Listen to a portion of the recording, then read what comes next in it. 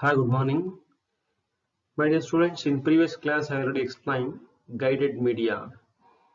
In guided media, the data signals flow through cables.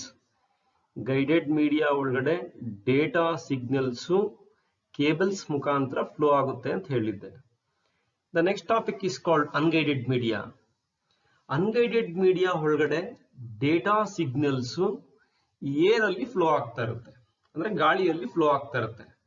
In unguided transmission media, the data signals flow through the air. In that, the following are the types of unguided media. One is called infrared, laser, radio waves, satellites. These are the types of unguided media. The next one is called infrared transmission. ಈ infrared transmission ಅಲ್ಲಿ wireless signals ಡೇಟಾನ communication ಮಾಡ್ತಾ ಇರುತ್ತೆ. ಇದರಲ್ಲಿ infrared light ಮುಖಾಂತರ ಡೇಟಾನ send ಮಾಡುತ್ತೆ through air ಒಳಗಡೆ ಗಾಳಿಯಲ್ಲಿ. So infrared transmissions ಅಲ್ಲಿ ಫೈಲ್ಸ್, ಡೇಟಾ ಮತ್ತು ಡಿಜಿಟಲ್ ಡೇಟಾನ ಎರಡೂ ಡೈರೆಕ್ಷನ್ ನಲ್ಲಿ ಟ್ರಾನ್ಸ್ಫರ್ ಮಾಡ್ಕೊಂಡು ಹೋಗ್ತಾ ಇರುತ್ತೆ. Actually infrared communication span very short distance ಅಂತ ಹೇಳ್ತೀವಿ. ದಟ್ ಮೀನ್ಸ್ ವಿತಿನ್ 5 meters ಒಳಗಡೆ ಮಾತ್ರ ವರ್ಕ್ ಆಗ್ಲಿಕ್ಕೆ ಇನ್ಫ್ರಾರೆಡ್ ಟ್ರಾನ್ಸ್ಮಿಷನ್ ಯೂಸ್ ಮಾಡ್ತೀವಿ. ಈಗ ನೋಡಿ, this types of transmission uses infrared light to send the data. Infrared light to send the data. The infrared light transmit data through the air. With infrared transmissions, computers can transfer files and other digital data in bidirectional. Infrared data na infrared transmission ಒಳಗಡೆ data ಬಂದು ಅಂದ್ರೆ files, data and other digital data ಎರಡೂ direction ಒಳಗಡೆ transfer ಮಾಡ್ತಾ ಇರ್ತಿದ್ರು. What are the advantages of infrared transmission ಅಂತ ಹೇಳಿದ್ರೆ, it is a simple ಅಂತ ಹೇಳ್ತೀವಿ ಅಂಡ್ ಆಲ್ಸೋ ಎಕ್ಸ್ಟ್ರೀಮ್ಲಿ ಚೀಪ್ ಅಂತ ಹೇಳ್ತೀವಿ. ಒಳಗಡೆ ಆಕ್ಚುಲಿ ಇದಕ್ಕೇನ್ ಲೈಸೆನ್ಸ್ ಏನ್ ರಿಕ್ವೈರ್ಡ್ ಬೇಕಿಲ್ಲ. That means no licenses are required for infrared and shielding is very simple ಅಂತ ಹೇಳ್ತೀವಿ. ಡಿಸ್ಅಡ್ವಾಂಟೇಜಸ್ ಬಂತು ಅಂತ ಹೇಳಿದಾಗ, ಇನ್ಫ್ರಾರೆಡ್ ವೇವ್ಸ್ ಹೈ ಪವರ್ ಇರೋದ್ರಿಂದ ಈ ಕಣ್ಣಿಗೆಲ್ಲ ತುಂಬಾ ಡ್ಯಾಮೇಜ್ ಆಗುತ್ತೆ, ಹೈಗೆಲ್ಲ ತುಂಬಾ ಡ್ಯಾಮೇಜ್ ಆಗ್ತಾ ಇರುತ್ತೆ. ಆಕ್ಚುಲಿ ಇನ್ಫ್ರಾರೆಡ್ ಫ್ರೀಕ್ವೆನ್ಸೀಸ್ ಎಲ್ಲಪ್ಪ ವರ್ಕ್ ಆಗಲ್ಲ ಅಂದ್ರೆ ಈ ವಾಲ್ಸ್ ಮುಖಾಂತರ, ಡೋರ್ಸ್ ಮುಖಾಂತರ ಫ್ಲೋ ಆಗಲ್ಲ. ಇದು ಇನ್ಫ್ರಾರೆಡ್ ಟ್ರಾನ್ಸ್ಮಿಷನ್ಸ್ ಒಳಗಡೆ ಲೈಟ್ ಬೀಮ್ ಯಾವ್ದ್ರ ಮುಖಾಂತರ ಟ್ರಾನ್ಸ್ಮಿಟ್ ಆಗಲ್ಲ ಅಂತ ಹೇಳಿದ್ರೆ, so it does not work through walls or doors ಅಂತ ಹೇಳಿದ್ವಿ. ನೋಡಿ, ಈಗ infrared frequencies are affected by hard objects, hence it does not work through walls or doors. ಇದೊಂದು ಡಿಸ್ಅಡ್ವಾಂಟೇಜಸ್. ಇನ್ನ ಒಂದು ಡಿಸ್ಅಡ್ವಾಂಟೇಜಸ್ ಏನಪ್ಪಾ ಅಂತ ಹೇಳಿದ್ರೆ, infrared waves at high power can damage ice ಅಂತ ಹೇಳ್ತೀವಿ. These are the disadvantages of infrared ಅಂತ ಹೇಳ್ತೀವಿ. The next one is called radio wave transmission. Radio wave transmission making use radio frequencies. ಇದರಲ್ಲಿ ಟ್ರಾನ್ಸ್ಮಿಷನ್ ರೇಡಿಯೋ ಫ್ರೀಕ್ವೆನ್ಸೀಸ್ ಅಲ್ಲಿ termed ಆಗಿರುತ್ತೆ. So it is also called as A radio wave transmission ಅಂತ ಹೇಳ್ತೀವಿ. The transmission making use radio frequencies is termed as radio wave transmission ಅಂತೀವಿ. Sir, ಇದರಲ್ಲಿ radio waves ಎಲ್ಲಾ direction ಅಲ್ಲೂ flow ಆಗ್ತಾ ಇರ್ತಿಲ್ಲ. ಈ ರೇಡಿಯೋ ವೇವ್ಸ್ ಎಲ್ಲಾ ಡೈರೆಕ್ಷನ್ ಅಲ್ಲೂ ಫ್ಲೋ ಎಲ್ಲ ಆಗಿರುತ್ತೆ ಅಂತ ಹೇಳಿದ್ರೆ, ಇದು ಮೈನ್ ಎಲ್ಲೆಲ್ಲಿ ಯೂಸ್ ಮಾಡ್ಕೊಂಡು ಹೋಗ್ತೀವಿ ರೇಡಿಯೋ ವೇವ್ಸ್ ನ ಅಂತ ಹೇಳಿದ್ರೆ, ಬ್ರಾಡ್ಕಾಸ್ಟಿಂಗ್ ಅಲ್ಲಿ, ರೇಡಿಯೋಗಳಲ್ಲಿ, ಟೆಲಿವಿಷನ್ ಒಳಗಡೆ, ರೇಡಿಯೋ ನ್ಯಾವಿಗೇಷನ್ ಒಳಗಡೆ, ಏರ್ ಟ್ರಾಫಿಕ್ ಕಂಟ್ರೋಲ್ ಅಲ್ಲಿ, ಅಂದ್ರೆ ಈ ವಾಕಿ ಟಾಕಿ ಎಲ್ಲ ಯೂಸ್ ಮಾಡ್ತೀವಲ್ವಾ, ಸೊ ಅಂತ ಕಡೆಯಲ್ಲಿ ಇದೇ ವೇವ್ಸ್ ಯೂಸ್ ಆಗೋದು. ಯಾವುದು? Radio waves. ಆಕ್ಚುಲಿ ಇದನ್ನ ಸೆಂಡ್ ಮಾಡೋವಾಗ, ರಿಸೀವ್ ಮಾಡೋವಾಗ ಆಂಟಿನಾಸ್ ಇನ್ ಪರ್ಟಿಕ್ಯುಲರ್ ಡೈರೆಕ್ಷನ್ ಅಲ್ಲಿ ಇರಲೇಬೇಕು ಅಂತೇನಿಲ್ಲ. Radio waves can easily bend along mountains ಅಂತ ಹೇಳ್ತೀವಿ. ಅಂದ್ರೆ ಈಗ ಬೆಟ್ಟ ಗುಡ್ಡಗಳ ಮಧ್ಯದಲ್ಲೂ ಸಹ ಇದು ಫ್ಲೋ ಹಾಕೊಂಡು ಹೋಗ್ತಾ ಇರುತ್ತೆ. ಯಾವುದು? Radio waves. ನೋಡಿ, the transmission making use radio frequencies is termed as radio wave transmission. They are used in standard broadcast radio, television, shortwave radio navigation, and air traffic control. Radio waves are propagated in all directions. ಎಲ್ಲ direction ಅಲ್ಲೂ radio waves flow ಆಗ್ತಾ ಇರುತ್ತೆ. Therefore, sending and receiving antennas do not have to be aligned. Radio waves can be easily bent along mountains ಅಂತೀವಿ. ಏನಿದೆ advantages radio ವೇವ್ಸ್ದು ಅಂತೇಳಿ. Radio ವೇವ್ಸ್ದು advantages ಬಂದಾಗ the radio wave transmission offers mobility. ಎಷ್ಟು ಬಂದ ಸೆಕೆಂಡ್ ಒನ್ ಬಂದಾಗ provide mobility and inexpensive ಅಂತೀವಿ. ಇದು ಕಾಸ್ಟ್ ಕಡಿಮೆ ಬೀಳುತ್ತೆ ನಮ್ಗೆ ಒಳಗಡೆ. ಡಿಸ್ಅಡ್ವಾಂಟೇಜಸ್ ಅಂತ ಹೇಳಿದ್ರೆ insecure communication. The first one is called insecure communication ಅಂತ ಹೇಳ್ತೀವಿ. ಆಕ್ಚುಲಿ ಇದು ವೆದರ್ ಎಫೆಕ್ಟ್ಸ್ಗೆ ಒಳಗಾಗಬಹುದು. ವೆದರ್ ಎಫೆಕ್ಟ್ಸ್ ಅಂದ್ರೆ ಈಗ ಗಾಳಿ, ತುಂಬಾ ಗಾಳಿ ಆದಾಗ, ತುಂಬಾ ಮಳೆ ಬಂದಾಗ, ಸೊ ಅಂತ ಟೈಮಲ್ಲಿ ಇದು ಸ್ವಲ್ಪ ಪ್ರಾಬ್ಲಮ್ ಕೊಡ್ಬೋದು ನಮಗೆ ಅಂತ ಹೇಳ್ತೀವಿ. That is called susceptible to weather effects ಅಂತ ಹೇಳ್ತೀವಿ. These are the disadvantages.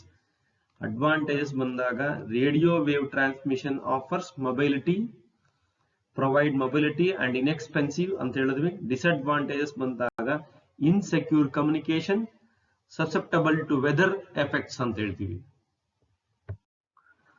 The next one is called satellite communication. Satellites are used for wireless communication purpose. The satellites are used for wireless communication purpose. For example, ನಾವೀಗ ಡೇಟಾನ ಒಂದು place ಇಂದ ಇನ್ನೊಂದು ಪ್ಲೇಸ್ಗೆ ಕಳಿಸ್ತಿದೀವಿ. So ಅದು telecommunication ಆಗ್ಬೋದು, radio waves ಆಗ್ಬೋದು, television signals ಆಗ್ಬೋದು, ಅಥವಾ ಡೇಟಾನ ಅನಲಾಗ್ ವೇವ್ಸ್ ಇಂದ ಡಿಜಿಟಲ್ ವೇವ್ಸ್ ಕನ್ವರ್ಟ್ ಮಾಡಿಕೊಂಡು ಒಂದು ಪ್ಲೇಸ್ ಇಂದ ಇನ್ನೊಂದು ಪ್ಲೇಸ್ಗೆ ರೀಚ್ ಮಾಡ್ಲಿಕ್ಕೆ ನಾವು ಕಳಿಸ್ತಾ ಇದೀವಿ ಈಗ. ಸೊ ಫಸ್ಟ್ ನಾವು ಡೇಟಾನ ಕಳಿಸಿದಾಗ ಆ ನಿಯರೆಸ್ಟ್ ಇರೋ ಅಂತ ಒಂದು ಆಂಟೆನಾಗ ಹೋಗ್ತಾ ಇರುತ್ತೆ. ಅಲ್ಲಿ ಆ ನಿಯರೆಸ್ಟ್ ಇರೋ ಅಂತ ಆಂಟೆನಾ ಏನ್ ಮಾಡುತ್ತೆ ಅಂತ ಹೇಳಿದ್ರೆ ಆ ವೇವ್ಸ್ನೆಲ್ಲ ಅಥವಾ ಡೇಟಾನ ಅಕ್ಸೆಪ್ಟ್ ಮಾಡಿಕೊಂಡು ಇದು ಸೆಟಲೈಟ್ಸ್ಗೆ ಕಳಿಸ್ಕೊಡುತ್ತೆ ಥ್ರೂ ವೈರ್ಲೆಸ್ ಕಮ್ಯುನಿಕೇಶನ್ ಅಲ್ಲಿ. ಸೆಟಲೈಟ್ಸ್ ಕಳಿಸ್ಕೊಟ್ಟಾಗ ಆ ಸೆಟಲೈಟ್ಸ್ ನೆಕ್ಸ್ಟ್ ನಾವು ಯಾವ ಪ್ಲೇಸ್ ಕಳಿಸ್ಬೇಕಂತಿರ್ತೀವೋ ಡೇಟಾನ ಅದರ ನಿಯರೆಸ್ಟ್ ಆಂಟೆನಾಗೆ ಸೆಂಡ್ ಮಾಡ್ತಾ ಇರುತ್ತೆ. ಇಷ್ಟು ಪ್ರೊಸೆಸಿಂಗ್ ಆಗೋದು ಯಾವ್ದ್ರಲ್ಲಿ ಅಂತ ಹೇಳಿದ್ರೆ ಸೆಟಲೈಟ್ಸ್ ಒಳಗಡೆ. ಈ ಸೆಟಲೈಟ್ಸ್ಗೆ ಮೈನ್ ಏನಂತ ಹೇಳಿದ್ರೆ ಆಂಟೆನಾಗಳು ಮೈನ್ ರಿಕ್ವೈರ್ಮೆಂಟ್ ಬೇಕೇ ಬೇಕು ನಮ್ಗಲ್ಲಿ. ನೋಡಿ ಈಗ the satellites are used for wireless communication purpose. A communication satellite is a microwave repeater station in space that is used for telecommunication, radio and television signals ಅಂತ ಹೇಳಿದ್ವಿ. ನೋಡಿ ಈಗ ಥರ್ಡ್ ಪಾಯಿಂಟ್ ಬಂದಾಗ a communication satellite process the data coming from one earth station. one earth station ಅಂತ ಹೇಳಿದ್ರೆ ಒಂದ್ ಕಡೆ ಇರುವಂತ ಆಂಟೆನಾ ಒಂದ್ ಕಡೆ ಇರುತ್ತೆ ಅನ್ಕೊಳ್ಳಿ, ಒಂದು antenna, one earth station, and it converts data into another form and send it to the second earth station. ಏನಿದ್ರದ್ದು ಮೈನ್ ಅಡ್ವಾಂಟೇಜಸ್ ಅಂತ ಹೇಳಿದಾಗ ಇದು ಫ್ಲೆಕ್ಸಿಬಲ್ ಅಂತ ಹೇಳ್ತೀವಿ. ಇಲ್ಲಿ ಮೊಬೈಲ್ ಅಪ್ಲಿಕೇಶನ್ಸ್ ಯೂಸ್ ಮಾಡ್ತೀವಿ ಅಂತ ಹೇಳ್ತೀವಿ. So the area coverage through the satellite transmission is quite large ಅಂತ ಹೇಳ್ತೀವಿ. ಲಾರ್ಜ್ ಅಂದ್ರೆ the area coverage through the satellite transmission is quite large. Disadvantages ಅಂತ ಹೇಳಿದಾಗ ರಿಕ್ವೈರ್ಸ್ ಮೋರ್ ಕ್ಯಾಪಿಟಲ್. ಯಾಕೆ ಮೋರ್ ಕ್ಯಾಪಿಟಲ್ ಜಾಸ್ತಿ ಬೇಕು ಅಂತ ಹೇಳಿದ್ರೆ ಇಲ್ಲಿ ಇದಕ್ಕೆ ಬಹಳಷ್ಟು ಆಂಟೆನಾಗಳನ್ನ ಹಾಕೊಂಡು ಹೋಗ್ಬೇಕಾಗುತ್ತೆ ನಮಗೆ. The one more is called installation is extremely complex ಅಂತ ಹೇಳ್ತೀವಿ. ಇನ್ಸ್ಟಾಲೇಷನ್ ಬಂದು ಬಹಳಷ್ಟು ಡಿಫಿಕಲ್ಟ್ ಅಂತ ಹೇಳ್ತೀವಿ. ದೀಸ್ ಆರ್ ದ ಡಿಸ್ಅಡ್ವಾಂಟೇಜಸ್ ಅಂತೀವಿ. ಒನ್ಸ್ ಅಗೇನ್ ನೋಡಿ ಈಗ the satellites are used for wireless communication purposes. These are mainly used as a microwave repeater station ಅಂತ ಹೇಳ್ತೀವಿ. ಯೂಸ್ಡ್ ಫಾರ್ ಎಲ್ಲೆಲ್ಲಿ ಅಂತ ಹೇಳಿದ್ರೆ ಟೆಲಿಕಮ್ಯುನಿಕೇಶನ್ ಅಲ್ಲಿ, ರೇಡಿಯೋ ಒಳಗಡೆ ಅಂಡ್ ಟೆಲಿವಿಷನ್ ಸಿಗ್ನಲ್ಸ್ ಅಲ್ಲಿ. A communication satellite process the data coming from one earth station and it converts to the data into another form and send it to the second earth station ಅಂತ ಹೇಳಿದೆ. Advantages ಬಂತು ಅಂತ ಹೇಳಿದಾಗ satellites ಒಳಗಡೆ the first advantage is called flexible. Then the second one is called mobile applications can be used ಅಂತ ಹೇಳ್ತೀವಿ. The area coverage to the satellite transmission is quite large. Disadvantages ಅಂತ ಹೇಳಿದಾಗ ಇಟ್ ರಿಕ್ವೈರ್ಸ್ ಮೋರ್ ಕ್ಯಾಪಿಟಲ್, ಅಂದ್ರೆ cost ಜಾಸ್ತಿ ಬೀಳುತ್ತೆ ನಮಗೆ. Second one ಬಂದಾಗ installation is extremely complex ಅಂತೀವಿ, ಎಕ್ಸ್ಟ್ರೀಮ್ಲಿ ಡಿಫಿಕಲ್ಟ್ ಅಂತ ಹೇಳ್ತೀವಿ ಅದನ್ನ. The next one is called laser transmission. Laser transmission ಒಳಗಡೆ ಡೇಟಾ ಬಂದು ಲೇಸರ್ ಬೀಮ್ ಮುಖಾಂತರ ಫ್ಲೋ ಆಗ್ತಾ ಇರುತ್ತೆ. ಇದರಲ್ಲಿ ಡೇಟಾ ಟ್ರಾನ್ಸ್ಫರ್ ಮಾಡಲಿಕ್ಕೆ ಲೇಸರ್ ಟ್ರಾನ್ಸ್ಮಿಟರ್ ಬೇಕು. ಡೇಟಾನ ಟ್ರಾನ್ಸ್ಮಿಟ್ ಮಾಡಲಿಕ್ಕೆ ಒಂದು ಲೇಸರ್ ಟ್ರಾನ್ಸ್ಮಿಟರ್ ಬೇಕು.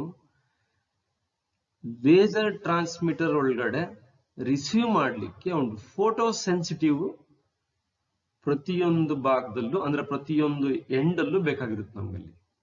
ನೋಡಿ, data signals directed single direction ಅಂತ ಹೇಳ್ತೀವಿ, ಅಥವಾ the data flow in single direction. The data flow in single direction.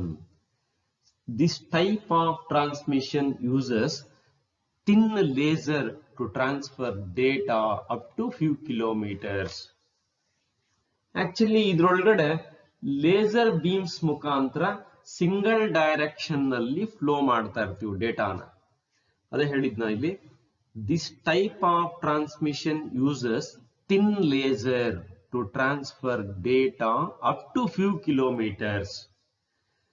The laser transmission requires the use of laser transmitter.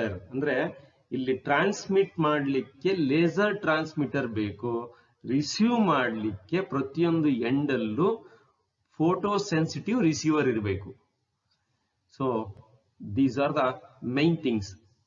The laser transmission requires the use of laser transmitter and a photosensitive receiver at each ends ಅಂತೀವಿ, ಅಥವಾ at both ends ಅಂತ ಹೇಳ್ತೀವಿ.